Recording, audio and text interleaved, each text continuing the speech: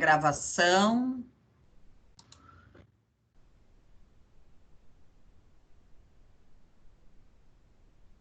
Ok?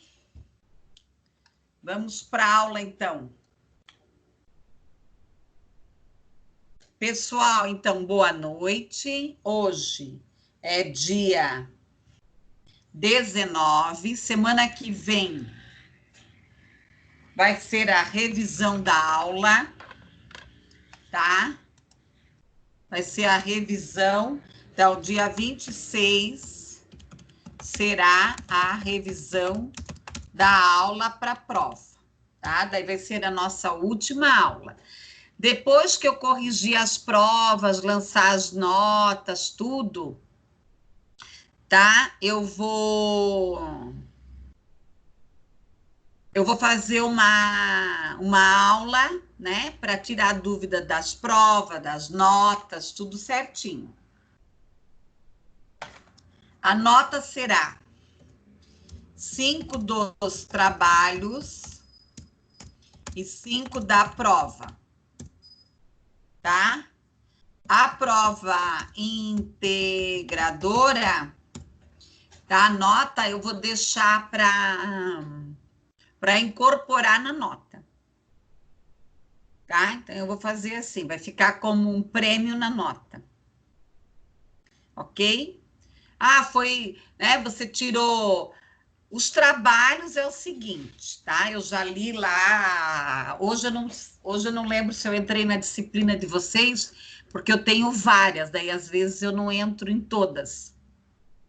Mas a de vocês, geralmente, eu entro todos os dias, tá? Só quem não fez. Quem fez vai tirar 5, tá? Porque todas as respostas que estão lá são pertinentes, são de acordo como eu pedi, tá? E eu também não pedi nada, né, extraordinário, era dentro da matéria, tá ok?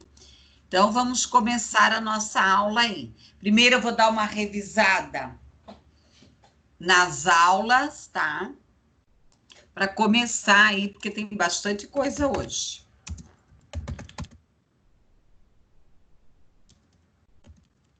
Tá?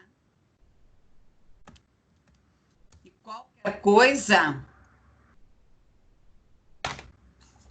qualquer dúvida é só perguntar, né, meninada? Né, galera?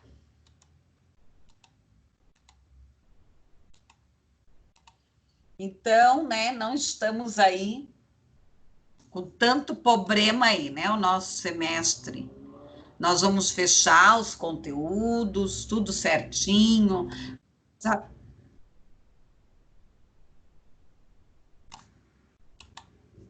Peraí.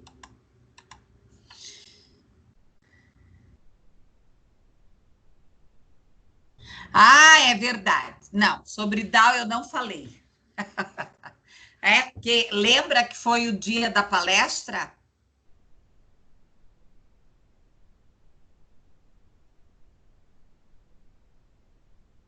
Ah, tá. É verdade, eu não falei sobre o DAO mesmo. Tá, mas eu vou falar e eu já respondo a tua pergunta. Tá bom, Luana? Tá ok? Porque eu deixei lá só para vocês. É, foi bem lembrado. Vou ter que falar um pouco sobre o DAO, que é da aula passada. Aliás, eu vou falar já, tá? Obrigada por me lembrar. Então, vamos lá. Hoje a aula vai se estender um pouco, tá? Quem aguentar, aguenta. Quem não aguentar, paciência, tá, bonitas? Então,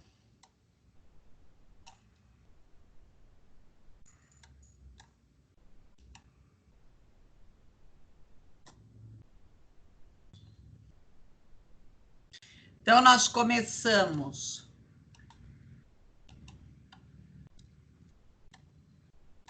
lá na aula 6, tá?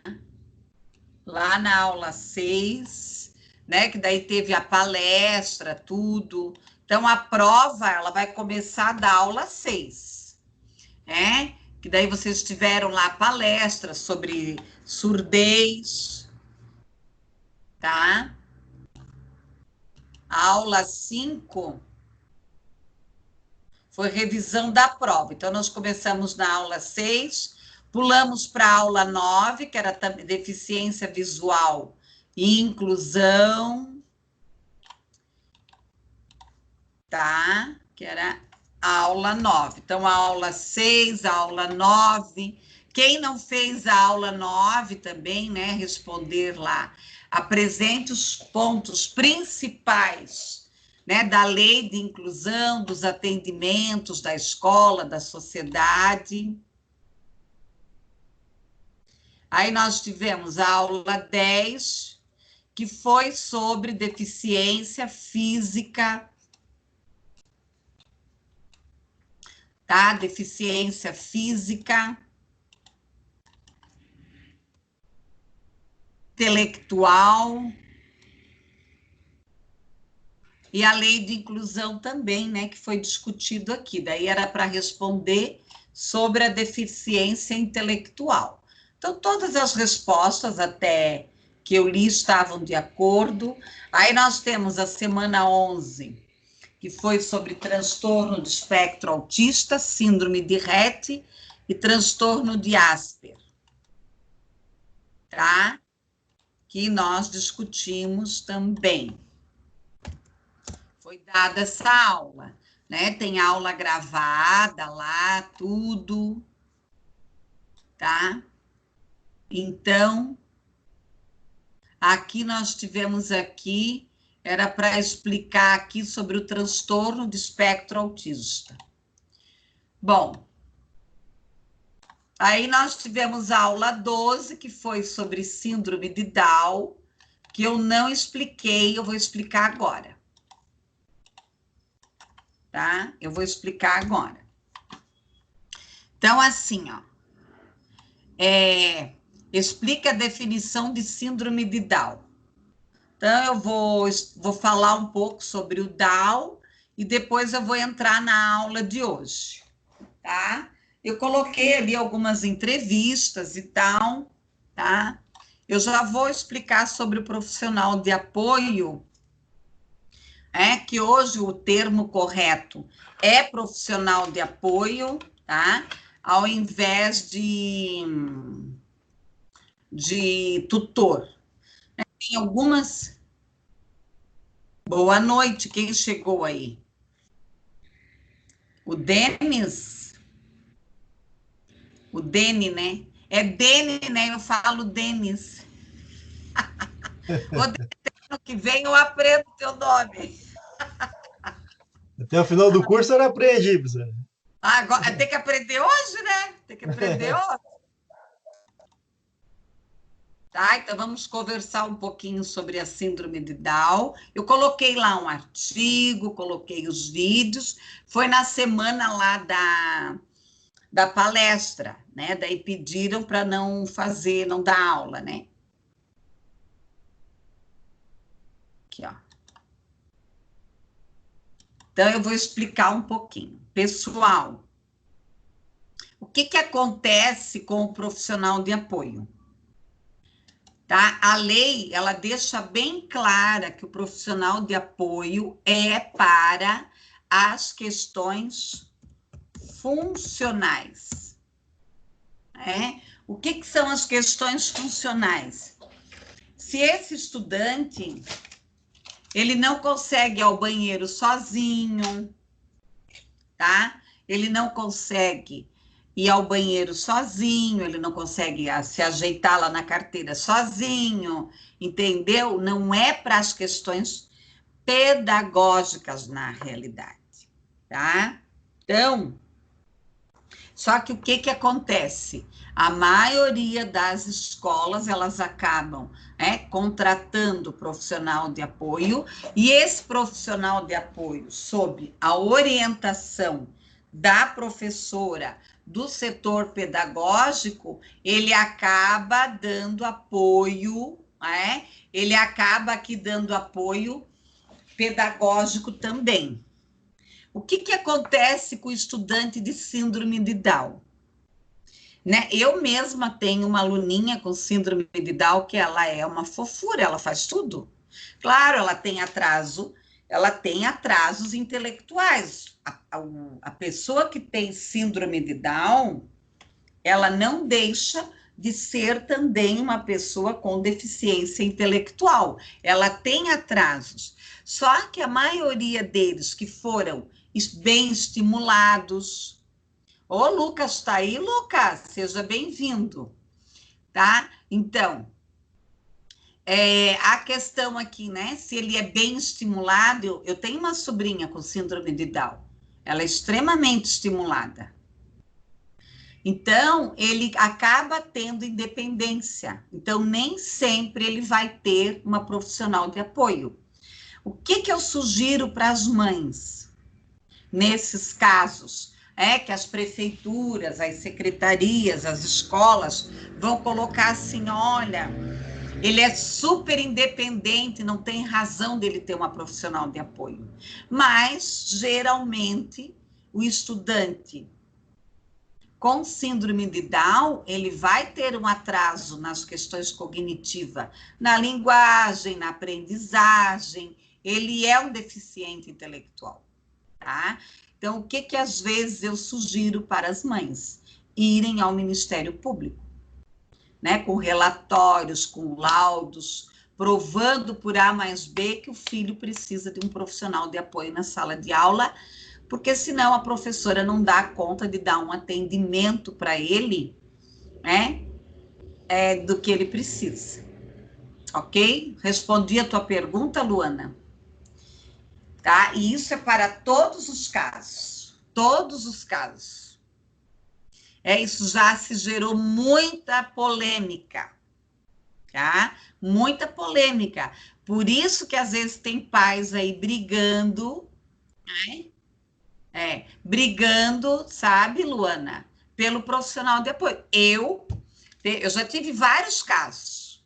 As mães me ligam, ou às vezes até uma estudante, professora, eu tenho uma amiga assim, assim, a senhora não orienta ela? Oriento, tá? O que eu faço? Faz tudo que é relatório, prova por A mais B, aí quando o Ministério Público faz um parecer e exige que aquela escola, que aquele estudante, que aquela escola dê um profissional de apoio para aquele estudante, eles dão, porque o Ministério Público ele é inquestionável, muito difícil.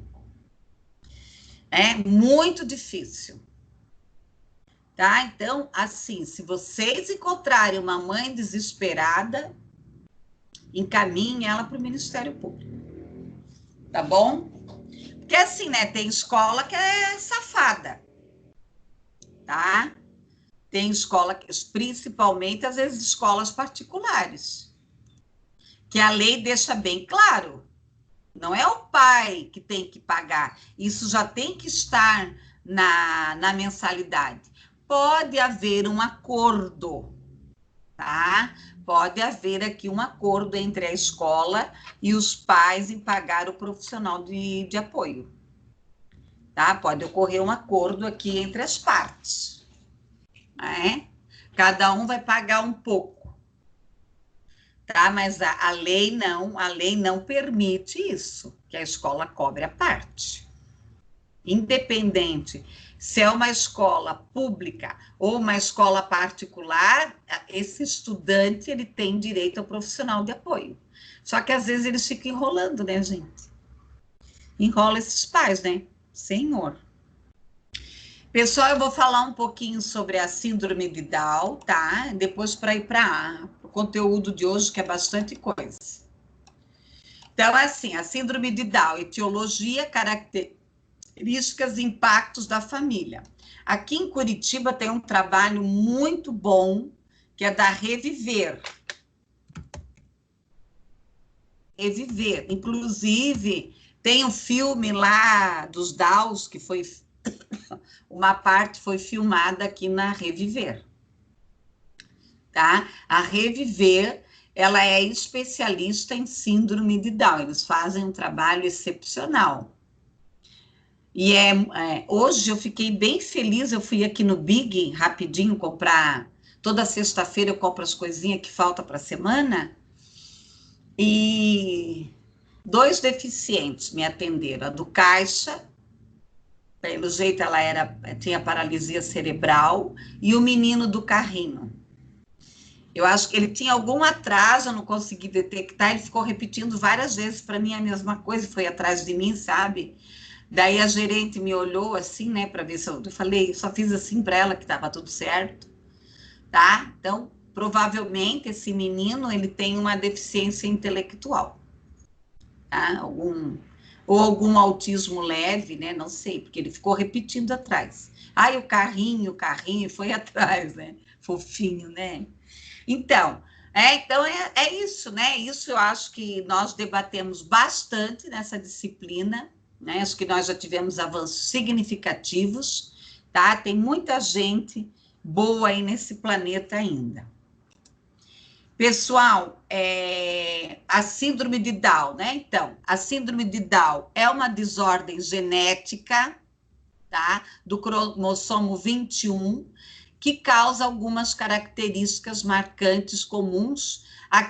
Nesse artigo, ela está usando a palavra portador, como eu já falei para vocês, não se utiliza mais, mas né, dependendo do ano do artigo, tá? Ainda nós temos aí essa questão, tá? Então, ele tem um retardo mental, às vezes ele tem uma boca pequena, olhos puxados, cabeça arredondada, né? Aqui foi feita uma pesquisa bibliográfica, tá? Verificou-se ainda que comprovou-se o nascimento, né, de um bebê aqui de uma idade de uma mãe e favor com grandes probabilidades. Aqui existem algumas questões que não batem muitas vezes. Por exemplo, quando a mãe está fora da faixa etária ou o pai é mais velho, é que a criança nasce com síndrome de Down. Sim, essa é uma grande probabilidade. Agora, isso não quer dizer que um casal jovens tenha um filho com síndrome de Down. Eu já vi vários. Eu já atendi vários. Tá? Então, isso não é mais uma regra. A mesma coisa, se você pegar lá o manual das síndromes e você for ler lá a criança que nasce com síndrome de Down, meu Deus, ela vai babar, ela vai ter a língua fora da boca. Se você ver a fotinha aqui da minha sobrinha, às vezes ela faz assim, põe a língua assim, né? E tal. Mas quando ela tá sentadinha, outro dia minha cunhada mandou a foto, ela sentadinha ela tinha ido no médico ela fica bonitinha com a máscara, ela não tira a máscara. 4 aninhos, ela não faz, ela fica mamãe máscara, ela fica com a máscara bonitinha, né? Então, tinha-se, né, antigamente, lá nos anos 70 até os anos 80, início dos anos 90, quando uma família tinha um filho com síndrome de Down, né, o médico pegava um relatório e dizia, olha, e lia lá, né, o teu filho não vai falar, o teu filho vai usar fralda, o teu filho é isso, o teu filho não sei o quê, né, e depois foi, principalmente nos Estados Unidos, na Europa, daí isso foi vindo para o Brasil, felizmente, observaram-se que o quê? Tá? Que apesar de ter a trissomia do 21, que faz todo esse estrago na criança que nasce com síndrome de Down, tá? Ela tem grandes possibilidades aqui, tá? Ela tem grandes possibilidades aqui de avançar. Ali na Iguaçu, bem ali na entrada, quando nós viramos para ir para a Uniandrade, tem um restaurante bem chique, assim. Ali na portaria, um menino com síndrome de Down. É claro, gente, eles são deficiente intelectual. Você não pode dar 10, 15 ordens para eles. Você vai dar uma ordem só. E você pode ir lá agora está fechado, né? Mas você pode ir lá, ele vai perguntar sempre a mesma coisa para todo mundo. Né? Ele dá o cardápio, dá o cartão e fala bom apetite. Meio atrapalhadinho. Tá? Então, eu conheci da Reviver aqui de Curitiba, a médica que coordena, e ela tem uma filha com síndrome de Down. Gente, a menina é uma boneca. Tá? Fala bem. Um dia eu estava no restaurante e ela e a mãe estavam almoçando. Ela comeu de garfo e faca, não babou, não fez assim, sabe? Então, tudo vai depender, né? Vai depender muito do estímulo, do estado de saúde também dessa criança, porque tem crianças que nascem com síndrome de Down que tem muito problema cardíaco, problema respiratório, tá? Então, é o caso da minha sobrinha, tem certos estímulos que ela não pode fazer esforço físico, porque ela tem problema cardíaco grave. Tá? Então, tudo vai depender também dessa família, da disposição. Eu tive uma menina com síndrome de Down. O Down vai ser obeso? Não necessariamente. Vai depender. Né? Eu tive uma menina Down, a Sarinha. Menina esperta. Tá? E uma menina de uma família com uma vulnerabilidade social gravíssima. Gravíssima. Gente, ela dançando igual bailarina, ela era muito esperta, ela fazia as atividades dela certinha. Se eu desse assim, Sara, pinta o quadradinho, até ela não pintar, Deus o livre se eu tirasse a folhinha dela. Ela comia assim, retinha, ela comia assim, ó, parecia uma bonequinha. Mastigava, magrinha, bonita, ela tinha um tônus bom. Tá certo que a mãe, apesar de toda a questão da vulnerabilidade social, uma mãe sofrida, uma história de vida horrível, né? Horrível, tá? Uma história de vida horrível, tá? Horrível. Quem é a Amanda, né? Só pode. É a Amanda que tá ali? Então, uma história de vida horrível, mas a mãe colocou ela desde bebezinho já na estimulação, com todas as dificuldades. Tá? Eu tenho saudade dela. Era muito, muito esperta. Muito rápida. Tá? Então, aqui, né? Então, a síndrome de Down é uma normalidade, né, que se trata aqui da questão da desordem, da trissomia, do cromossomo 21. Aqui, eu estou lá na página 2, eu vou falar rapidinho aqui algumas questões, né? O diagnóstico já pode ser feito já hoje na vida na vida intrauterina. Tem médicos que já conseguem observar, fazem lá um exame de sangue, tá? Bom, a síndrome de Down aqui, tá? Ela é, né, uma trissomia aqui do 21. Eu estou lá na página 3. Assim, né? Tem pesquisadores que vão falar que é uma doença, outros vão dizer que não é. Né? Essa questão da síndrome, aí do termo síndrome, está muito em discussão. Tá? Então, eles têm características físicas atípicas, que, claro, que todo mundo já observa, tá? Todo mundo já observa que eles, né, já tem aqui umas características do olhinho, da aparência, né? E aqui, claro, tem que fazer aqui todo o trabalho com a família, de apoio, tá? Fazer aqui a questão de dar o apoio.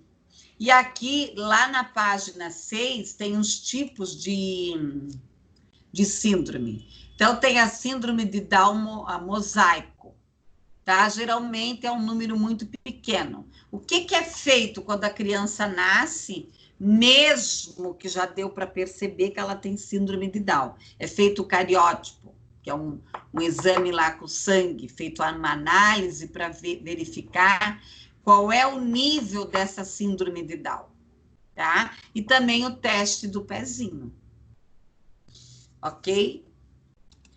A minha sobrinha, ela é mosaico, tá? O mosaico, ele tem menos características. Agora, isso não quer dizer que ele não vai ter atrasos.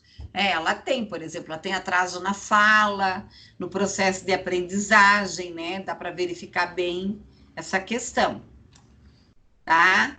Aqui, ó, daí tem a trissomia do 21 parcial, que daí já é mais profundo, e tem as características aqui, a questão do crânio, a questão aqui dos cabelos lisos, mais finos, podem ter obesidade, gorduras, né? Tudo que eu já falei ali.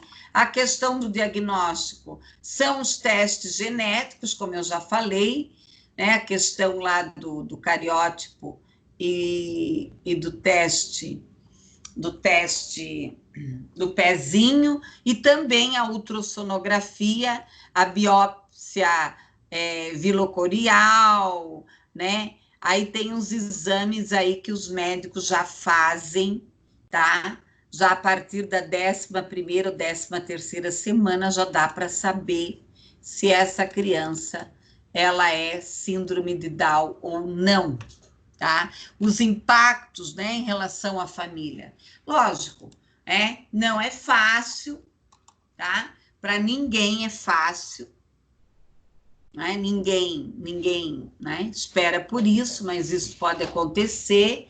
E claro, né, é necessário aqui, principalmente, não é fácil para o médico, às vezes a mãe está gestante ainda, chamar a mãe e dar essa notícia, tá? Por isso que é importante ter uma equipe multidisciplinar ou interdisciplinar aqui que ajude, né? Que ajude nesse momento difícil de aceitação, de trabalho com a família, tá? E o Down é o que eu falo, o Down ele sempre nos surpreende, principalmente quando ele é estimulado, tá? A escola regular é o ideal para ele, tá? Mas tem muitos pais que preferem a escola especializada, tá? Educação inclusiva no Brasil, ali que eu não vou falar, que nós já trabalhamos, tá? E a conclusão ali. Então, assim, né? A síndrome de Down eu diria assim, que houve um grande avanço em relação ao atendimento do estudante com síndrome de Down, tá? Houve um grande avanço.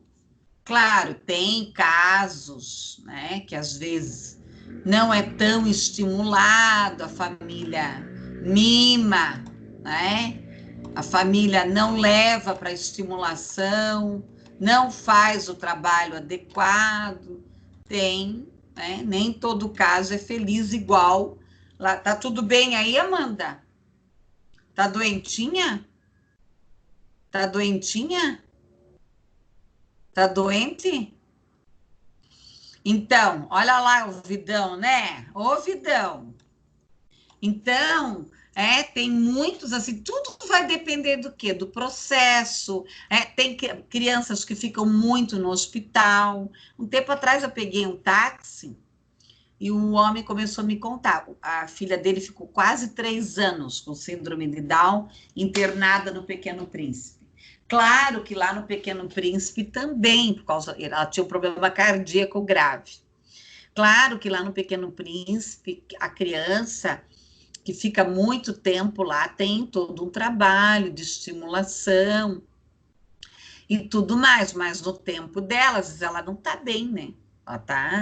Ela tá fazendo um tratamento de saúde. Então, primeiro o tratamento de saúde, depois a estimulação. Ok, pessoal? Bom, hoje nós vamos. Hoje, na próxima aula, não terá atividade, essa é a última atividade, tá? Na próxima aula vai ser a revisão. Aqui apresente 2 práticas inclusivas. As que eu vi lá estavam bem de acordo, tá? Bem de acordo lá, o que eu vi até onde eu tinha lido. Eu li aqui, acho que da Luana, da Fernanda, Karine postou agora, há 5 horas atrás, tá? Então, pessoal, mais alguma questão?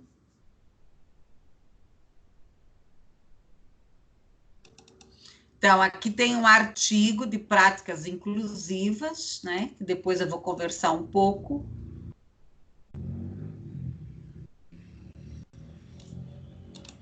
Qual é a outra?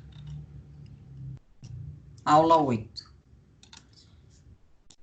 E aqui os slides. Na realidade, o artigo é só para dar um reforço já, e ajudar vocês na questão da fundamentação teórica, mas tudo isso aí nós já falamos. Tá? Então, aqui está o artigo e aqui está a aula 8. Eu vou seguir os slides, tá? Daí quem quiser abre lá, né? Vamos mandar a bala aí.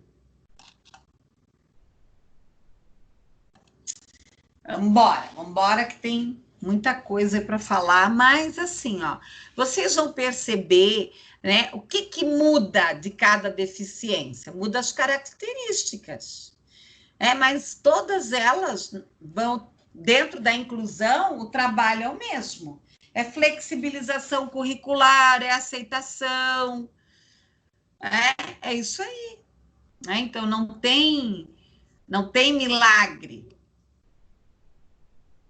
né?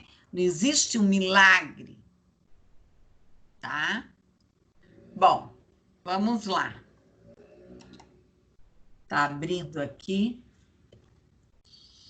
Então, primeiro eu vou falar do transtorno.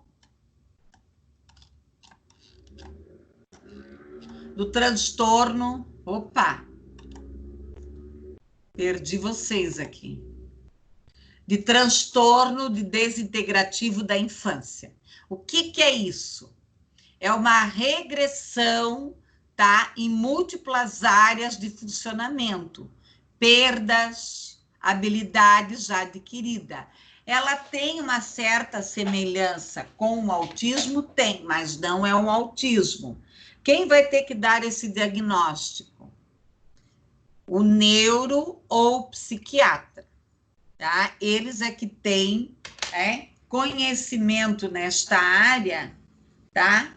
Para dar aqui o diagnóstico, porque é uma disfunção neurológica, então tem que cuidar muito. Às vezes o profissional confunde autismo com transtorno desintegrativo da infância.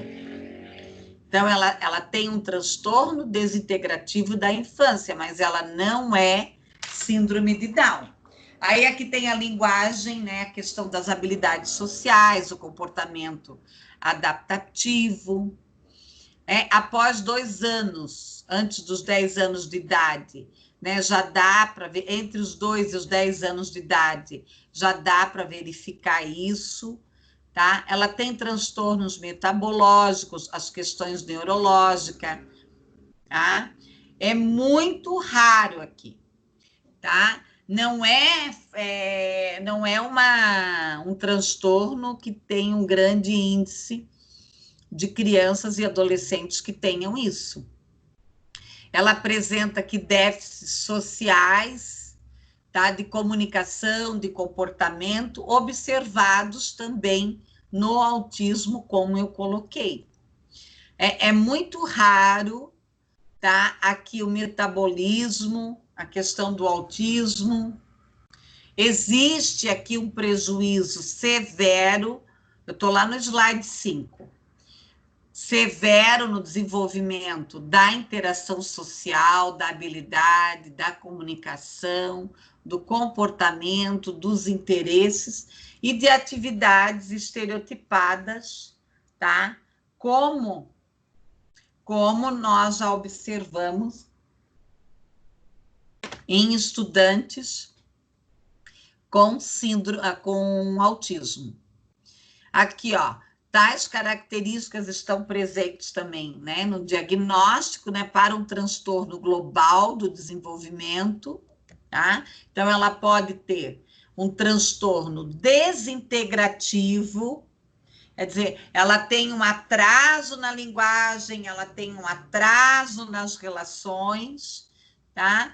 Ou ela tem um transtorno global de desenvolvimento, tá? Que daí ela já vai ter um prejuízo maior na interação, nos comportamentos. Então, pode ter, sim, um estudante lá na escola que já está lá, ó, para lá e para cá, muito quietinho. Ah, ele é tímido. Ah, ele é tímido. Gente, ele não é só tímido. Muitas vezes ele tem aqui um transtorno, tá? Ele tem aqui um transtorno e ninguém sabe, né? Ninguém está sabendo, nem sonhando. Tá? Aqui, ó. Aqui ele pode ter uma esquizofrenia, ele pode ter uma personalidade esquizótica, um transtorno de personalidade esquiva, tá? Então, quem é o esquizofrênico? Ele se isola. Geralmente ele fala sozinho. Hoje eu fui no mercado e passei por uma mulher. Eu achei que ela estava ao telefone. Gente, ela parou, eu disfarcei, mas eu fiquei observando ela, logicamente. Ela parou, olhou, falou com a pessoa. Aí ela parou, virou e falou com a outra pessoa. Totalmente esquizofrênica. Lá na 15 tem, né, uns tipos assim, que ficam lá discursando e falando. Às vezes a pessoa que se droga muito, ela pode entrar num quadro de esquizofrenia. Pessoa que mora na rua, ah, então ela tem atitudes esquizoides. O que são atitudes esquizoides? Ela tem um mundo imaginário. Existe um livro muito interessante para ler, quem gosta dessa área, que se chama O Paciente Psiquiátrico. Gente, era muito interessante. Ele ligava para a pessoa. Ficava horas falando com a pessoa. Cadê a pessoa, gente? Só no mundo dele, né? E daí a esquizofrenia entra, essa falta de vínculo, de afeto, tá? Essa falta de relacionamento. Eu tinha uma manicure há muitos anos atrás, que ela era esquizofrênica. Ela me contava que ela tinha um namorado, que ela jantava com ele, tudo, e eu sabia que o namorado nunca existiu. Ela era totalmente esquizofrênica. Totalmente. Então, todos nós, né, nós fantasiamos um pouco. E essa fantasia é bom, tá, pessoal? É bom nós termos um pouco de fantasia, porque se nós colocarmos muito pé na realidade, às vezes não é bom. Só que às vezes a pessoa ela vai se frustrando tanto, ela vai entrando tanto num processo de frustração, que ela cria um mundo imaginário para ela sobreviver. Tá? Para ela sobreviver. Bom, pessoal, aqui, agora eu vou falar de algo bem interessante. Até agora eu só falei de deficiência para baixo, né? Eu fui para a escala de inteligência para baixo. Agora nós vamos falar sobre altas habilidades e superdotação, que é a escala de inteligência para cima. É o estudante, é a pessoa que tem altas habilidades. Bill Gates, figuras assim importantes. Bill Gates, o próprio Ayrton Senna, o Messer, tá? Esses caras que se destacam em alguma coisa, tá? A maioria deles tem altas habilidades e superdotação. Só que a pessoa com altas habilidades e superdotação, lamentavelmente, tá? Lamentavelmente, às vezes, ela tem transtorno de comportamento. Tá? Transtorno de comportamento. Por quê? Porque eu fui chamada muitas vezes em escola, chegava lá as pedagogas e as professoras queriam me matar. Olha aqui, professora, como é que pode esse aluno aqui ter altas habilidades e superdotação se ele não sabe nem o que é 2 mais 2? Amados e amados. Às vezes, ele tem lá as altas habilidades e superdotação, mas não é nos conteúdos acadêmicos. Ele nem quer saber daquela chatice. Ele está com a cabeça, a 1000 por hora. Porque quem tem altas habilidades e superdotação também tem um transtorno neurológico. Então, ele tem que dar lá no teste de inteligência, no score, tá? 2 ou 3 habilidades a mais, ou em linguagem, ou em cognição, ou em música, ou em criatividade, tá? Tá cheio de jovens aí, adolescentes. E são, muitas vezes, se perdem. Teve uma mãe, tá? Teve uma mãe que foi lá na Uniandrade falar, ela tem 2 filhos com altas habilidades e superdotação, e ela sofre. Por quê? Porque até o 5º ano eles vão na prefeitura, a prefeitura tem sala de recursos, aí foram até o 9º ano, o Estado também deu apoio. Quando chegou no ensino médio, nenhum dos 2 terminaram o ensino médio. Tá? E assim, se não tiver um direcionamento, se não tiver um cuidado aqui, tá? O estudante com altas habilidades aqui, superdotação, às vezes pode ir para um caminho negro. Tá? Pode ir para um caminho negro. Entendeu? Bom, altas habilidades, né, e superdotados aqui são educandos que apresentam desempenho, potencial acima da média, tá? Então, uma capacidade intelectual, uma aptidão acadêmica, um pensamento criativo, produtivo, uma capacidade de liderança, de talento, de artes aqui, de psicomotora. Né? A superdotação no contexto escolar é quando o aluno aprende rápido, ele tem um desempenho acima da média, tá? Criativa, produtiva, mas aquilo que eu falei, ele pode não ter interesse pela escola. Motivos que levam o estudante, né? Aqui eu não troquei, mas primeiro altas habilidades, depois superdotação, tem sido permeados pela herança biológica. Então, ele pode trazer isso na memória genética, na herança biológica, ou o meio, né? O meio aqui estimula.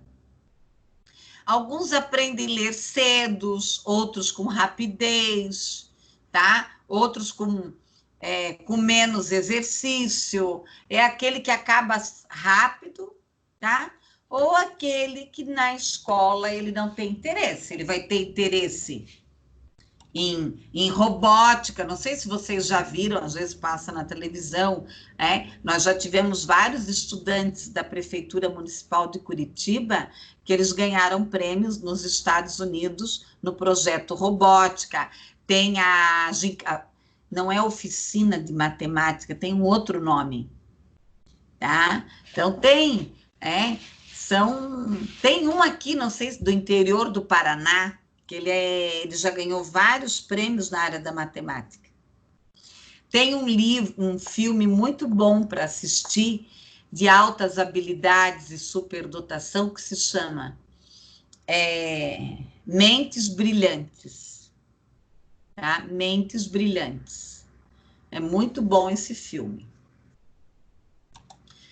Ok? Aqui, ó. Então, são características aqui, atividades, né? Ele apresenta mais independência, às vezes ele não tem paciência, tá? Tem interesses mais diversos, focados no quê? Naquilo que o cérebro dele leva a ele. Às vezes ele tem muita energia, ele pode ter hiperatividade, ou um outro transtorno, pode, tá? São motivados pela pesquisa e pelo incomum, tá? Eles são, tá? Eles são aqui, por exemplo, eles não vão gostar de coisa monótona. Então, por isso que muitas vezes a escola não serve para eles. Só se a escola estimulasse eles num projeto. Então, geralmente, eles vão para o ensino comum e vão para a sala de recursos de altas habilidades e superdotação. A Prefeitura Municipal de Curitiba tem nos CEMAIs, no Centro de Atendimento Municipal. Se eu não me engano, a Prefeitura está com 11 CEMAIs. Tá? Então, ela tem nos CEMAIs e os estudantes são encaminhados, então eles vão para a escola e vão. Eu tenho uma grande amiga, a Eliane Titon, que ela é especialista nisso e ela trabalha nas salas de recursos. Às vezes ela me conta, né, uns casos assim. Geralmente eles não têm limite, né? Eles não têm regra, eles são desfocados, são assim, ó, a cabeça. Tá? Então, é feito um trabalho, né, para focar essa energia. Então, o que eles vão fazer dentro dessa sala de recursos? Desenvolver projetos dentro da área de interesse deles. Alguns têm que tomar medicação, tá? Eles têm que ter acompanhamento psiquiátrico, neurológico. Eu atendi uma menina muitos anos atrás, hoje ela já é uma moça, tá? Ela vai na psicóloga até hoje. Com 4 anos ela sabia ler, o pai e a mãe não sabiam que ela sabia ler. Tá? Não sabiam. Ela foi para a escolinha, a professora disse, mas ela sabe ler. O pai ia todo domingo com ela no shopping. E ela chegava no shopping, ela queria comprar gibi. E ele comprava gibi, ia ver futebol, e a menina com o gibi na mão, ele achava que ela ficava vendo as figurinhas. Com 4 anos ela sabia ler. Tá? Ela tem bastante problema de comportamento. Ela não tem paciência com ninguém. Ela já melhorou, ela já tem 2 faculdades, tá? Ela sabe falar. Qual é o idioma que os chineses falam? Anda não sei o que lá. O idioma chinês é que é bem difícil. Ela foi fazer essa... Não é mandarim, professor? Mandarim, isso mesmo, bem isso. É mandarim. Ela ficou 1 mês na aula de mandarim, a professora mandou ela embora, porque ela já sabia falar. Então, só que ela é difícil, tá? Ela é tão difícil que o pai saiu de casa, né? O pai saiu de casa tá? Porque não, ela e o pai quase se matam. Aí, esses tempos, ela invocou. A mãe dela me contou que ela queria ir morar com o pai. Aí ela foi lá, ficou uma semana, ela disse, meu Deus do céu, não tem nada nem na geladeira, nem para eu comer. Pensa, guria. Ela pilha lá, deixa o pai. Agora ela deu uma sossegada, tá? Mas ela vai para terapia. Porque a mãe não, ela não tem, né? Ela sabe, o cérebro dela é tão assim. Se tu perguntar 2 vezes para ela a mesma coisa, meu Deus, acho que ela te avança. Então, infelizmente, não é fácil, tá? Não é fácil a pessoa que tem altas habilidades e superdotação, tá? Bom, pessoal, aqui, né, a questão das características, os objetivos devem ser direcionados, como eu falei, trabalhar a questão da motivação, trabalhar a persistência, trabalhar a questão da flexibilização, das relações entre os alunos, os talentos, direcionar esse talento, o planejamento, a riqueza, tá? A participação aqui de pesquisa, o que eu falei, essas salas de recurso que eles vão no contraturno aqui, ó, tá? São oficinas, pode ser em grupo ou individual. Geralmente as professoras lá, as especialistas em sala de recursos, elas vão começar primeiro com o processo individual, para depois verificar, se ele vai conseguir trabalhar em grupo ou não. Pode ser aos sábados, ou no contraturno. A prefeitura atende de segunda a sexta. Pode uma vez por semana só, geralmente é 2 horas de atendimento, ou 1 hora, dependendo do nível do projeto dele. Tá? Pode 1 ou 2 vezes por semana, tudo depende da demanda dele, tá? Aqui entra a questão, você pode acelerar, Já aconteceu, a criança entra no primeiro aninho, gente, aqueles conteúdos para ela, então é feito o quê?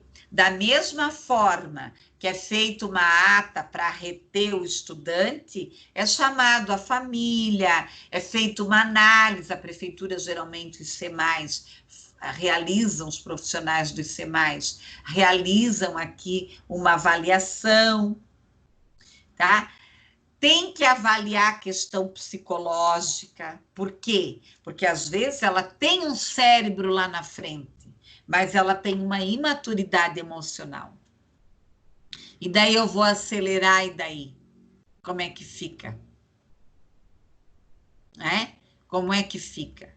Nós temos alguns casos lá na Uniandrade, principalmente na área de informática, que eles têm altas habilidades e superdotação. E eles dão problema.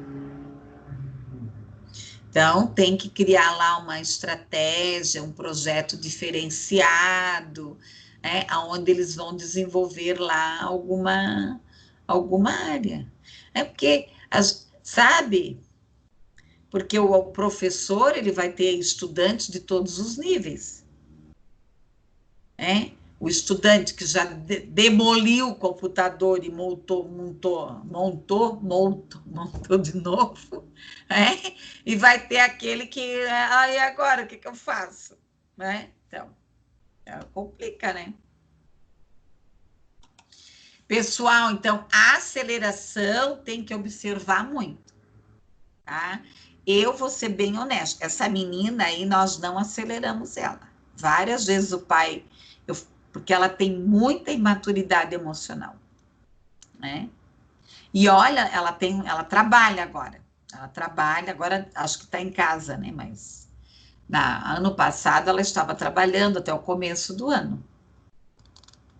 A chefe dela adorava ela. Em casa era o capeta,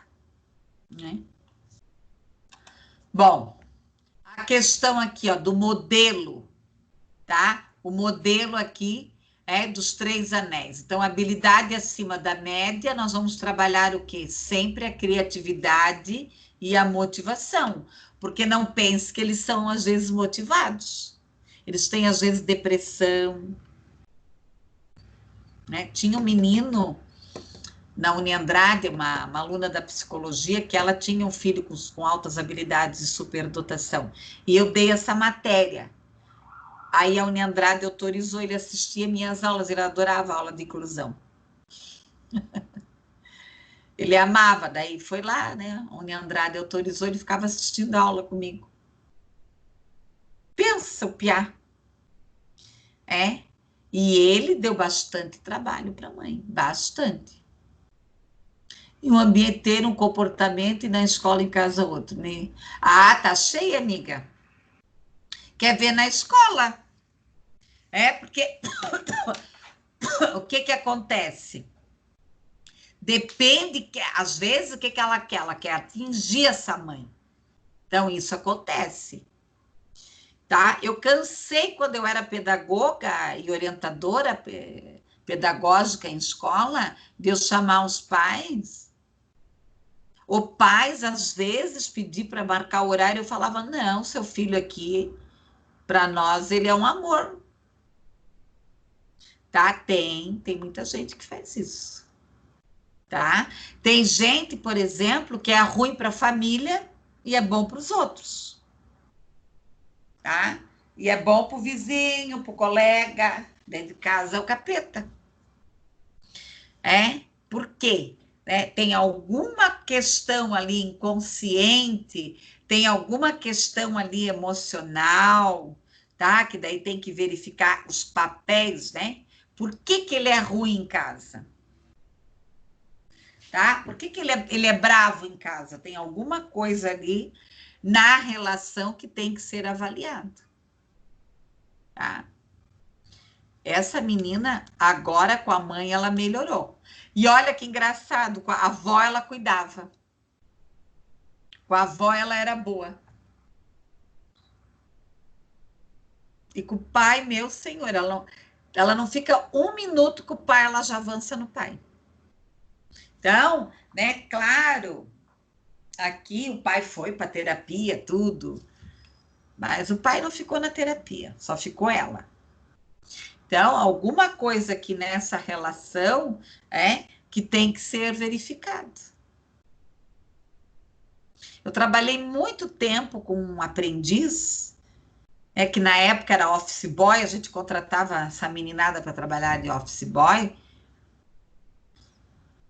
As mães me ligarem. Eu digo, mas aquele é um amor. Era tudo uns amorzinhos. Tinha uns, né, o projeto era ali na 15, tinha um que às vezes ele ia se encontrar com as namoradinhas dele e demorava. Mas coisinha assim, de piar, né, bobeira, nada grave. A mãe dizia, mas como em casa, né? Então, alguma coisa na relação, né, que ele quer se vingar aqui. Tá, pessoal? Então, altas habilidades e superdotação. Como que eu vou trabalhar aqui? Tá? Eu vou ter que criar atividades que o motive, de repente, ele vai entrar dentro dos conteúdos comuns, mas eu vou dar algum projeto diferenciado para ele desenvolver, tá? Para ele, né, se centrar ali. Bom, práticas inclusivas. Primeiro, uma equipe interdisciplinar. Nós temos que pensar aqui numa equipe de interdisciplinar. Então, o ideal aqui é que as escolas tivessem aqui todos os profissionais, pedagogo, psicopedagogo, psicólogo, que esses estudantes tivessem acesso a neuro, a psiquiatra. Bom, pessoal, método TEACH, 1972, foi criado nos Estados Unidos, tá? Principalmente. Tá, ok. Uhum. Então, sai e entra de novo. Tenta de novo, desliga, desconecta. Se você não conseguir assistir a aula, depois você assiste a gravação, tá bom? Então, aqui, o tratamento de educação, principalmente o método TEACH, é para autista, tá? Tá, é para autista, mas você pode utilizar aqui para outras deficiências. Foi criado na Califórnia em 1994, foi trabalhado aqui num programa com crianças, com as famílias, tá? Então, o método TEACH é ensinar a relação entre causa e efeito, incentivar a comunicação, ensinar habilidade, promover o máximo de independência, promover clareza, sinalização aqui dos ambientes. Existem cursos para quem quer se especializar no método TEACH, apresentar aqui a visualização, sempre você vai trabalhar com figuras, com materiais concretos, organizar aqui a noção de fim, de rotina, tá? E fim de rotina, manter a rotina com flexibilidade, respeitar a individualidade, a habilidade. Vocês vão verificar aqui que praticamente essas práticas inclusivas nós já discutimos de maneira geral, né? Favorecer aqui o controle do comportamento, estimular e desenvolver a atenção, administrar a sequencialização do dia dele, né? Ter um padrão aqui, ter rotina, ó. Então, aqui são as rotinas, aqui no slide 30, ó, tá? São as rotinas dele, ó, tudo em figurinha. Então, como que é feito isso? É feito aqui, ó, os materiais, ó, tudo em alto relevo, ó, a rotina dele, aqui, ó, tá? Sempre você vai trabalhar com um joguinho só, com um objeto só. Então, aqui alguns materiais, aqui, ó, vocês estão vendo, tá? Que são materiais, por exemplo, se vocês fossem trabalhar os conteúdos de ciências biológicas, né? Daria para adaptar esses materiais aqui na sequência, tá? Dos conteúdos de ciências biológicas. Olha a rotina dele, ó. Cada coisa no seu lugar. Então, o autista, né, as pessoas que têm transtorno, elas precisam de quê? Cada coisa no seu lugar, aqui, ó. Os talheres, tá? Então, como que eu vou trabalhar um método TEACH? Primeiro, eu vou fazer uma entrevista com a mãe, com o estudante, eu vou conhecer a rotina dele, e daí vai ser criados aqui atividades adaptadas, tá? Comunicação alternativa.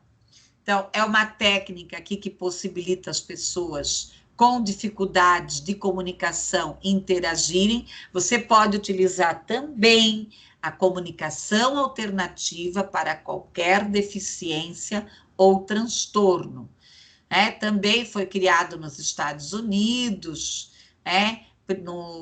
houve no início, ao final do século XX, daí houve um avanço no nosso século agora.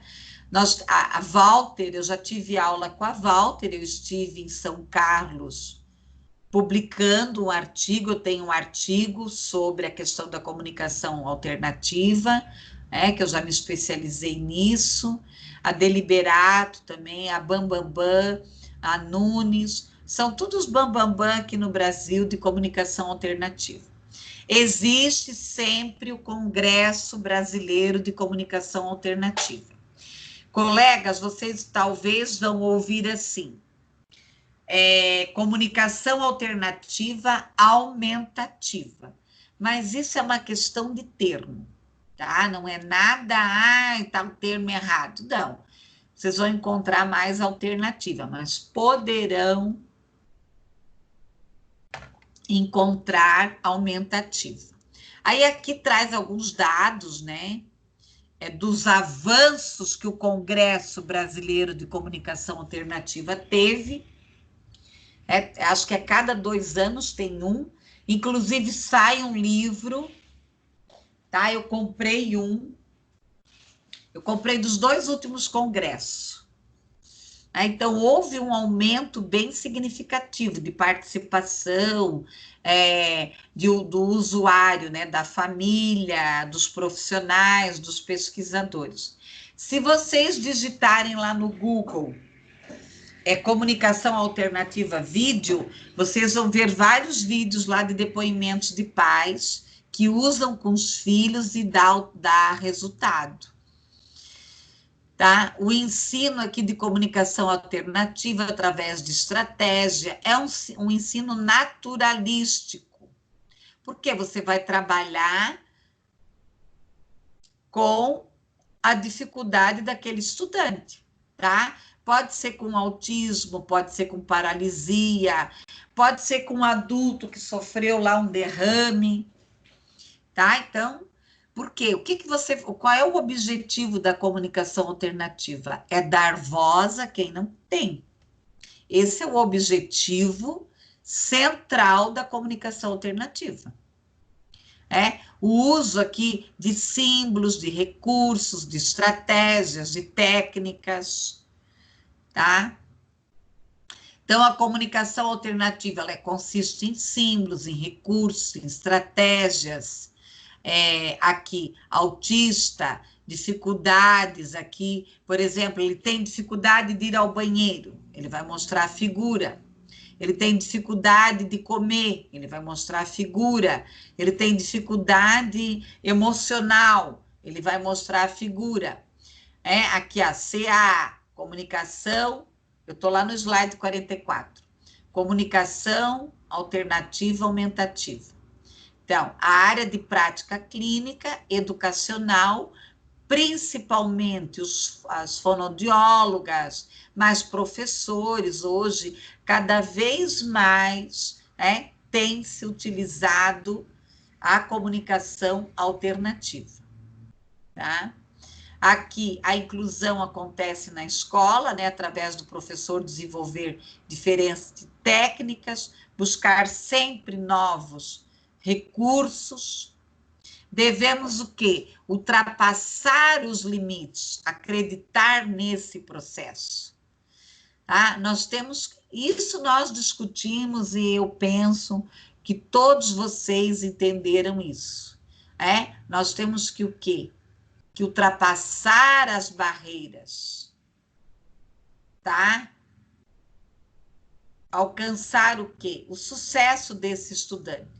Aqui, ó. Aqui é o mouse adaptado, lá na página 48. Eficiência na linguagem, na comunicação. Nós temos que buscar comunicação alternativa, estratégias, planejamento. Então, lá no slide 50, eu vou ter as figuras, ó. Legal, chato, triste, feliz, zangado. Eu vou criar, tudo isso aqui está prontinho na internet, é só você imprimir. Todo o processo da comunicação alternativa hoje, tá? Ela está disponível na internet. Mas antes, gente, nós sofríamos. Porque era um material que ninguém queria disponibilizar. Tá? Era caro. Hoje não. Tá? Hoje ele está ali aberto. Tá? Hoje ele está ali aberto para ser utilizado. Mas, claro, não é assim, eu vou usar a comunicação alternativa. Não. A prefeitura, ela tem profissionais, especialistas em comunicação alternativa, eles vão na escola, eles direcionam a família, tá? Eles direcionam a família, tudo isso. Eu vou encher de figurinha e vai dar certo. Aqui, né? As adaptações curriculares são o caminho para o atendimento aqui, as especificidades aqui de aprendizagem dos alunos. Nós temos que pensar em materiais, né? Aqui é o vocalizador, tá? Esse vocalizador ali, ele fala. Então, ela tem os comandinhos, ele fala. Tem ali as fotinhas para ir no banheiro, isso. Então, esse vocalizador, ele fala. Nas salas de recursos multifuncionais, existem alguns materiais desses aí, tá? Aqui, ó, a baixa tecnologia, né? Que ali já era um material de alta tecnologia. Nós temos que ver que o quê? Que eu posso trabalhar tanto com a alta tecnologia, que são os materiais eletrônicos, como com a baixa tecnologia, que daí já é papel, ó, baixa tecnologia, que tabuleiros, pranchas, ó, e tem as ordens ali, ó. Eu posso trabalhar, eu tenho que trabalhar muito com objeto concreto, com fotografias, com figuras. Então, vocês, por exemplo, né, trabalhar mais a parte prática, né, com eles.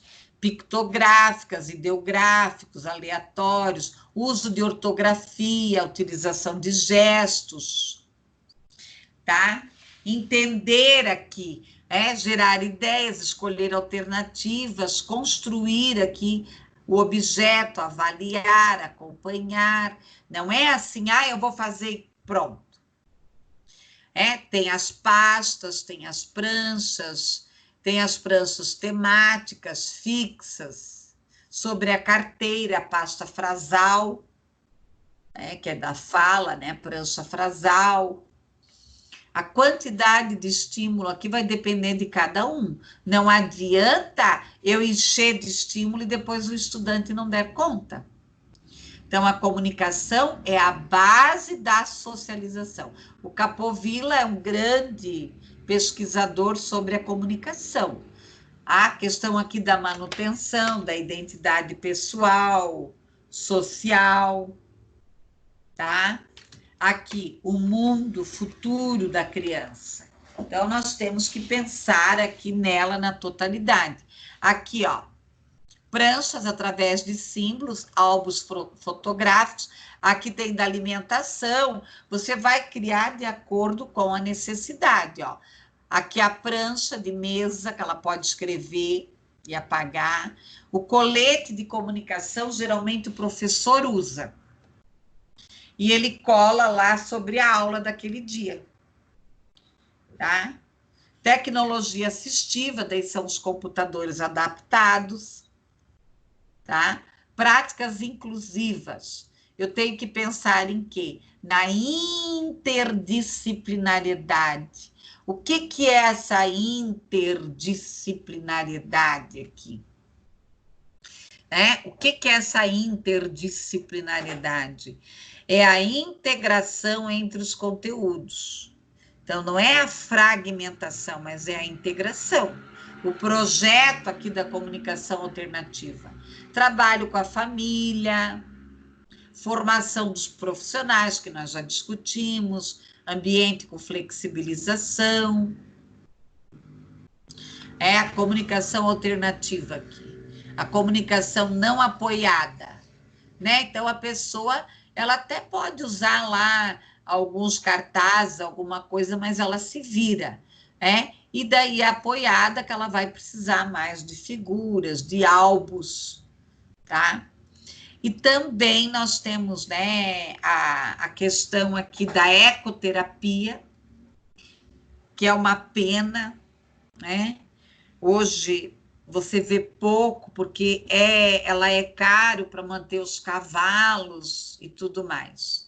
Eu trabalhei numa escola que tinha ecoterapia e dava muito resultado. Que é o trabalho com o cavalo, é uma abordagem interdisciplinar, a criança melhora bastante, vai trabalhar a questão do biopsicossocial aqui, tá? Aqui, olha que graça essa figura, Opa! Além de tudo isso, pessoal, nós vamos ter aqui os terapeutas, psicólogo, terapeuta ocupacional, fisioterapeuta, assistente social, pediatra, né? E por aí afora. Daí tem natação, tem dança. Eu conheço um professor aqui que eu até ia convidar, eu penso em convidá-lo assim que nós voltarmos. Ele trabalha com capoeira. E ele trabalha com pessoas com deficiência no grupo dele. Hoje os lobinhos também. Os lobinhos, eu tenho uma amiga que ela coordena um grupo de lobinhos e ela tem já bastante estudantes com deficiência. Buscar atividades artísticas, ver o que ele gosta. Tá? Então, realmente, né? Tá ok, obrigada. Né? Mas nós já estamos encerrando também, né? Pessoal, alguma dúvida da aula de hoje? Uma dúvida? Alguma sugestão? O que aprendeu?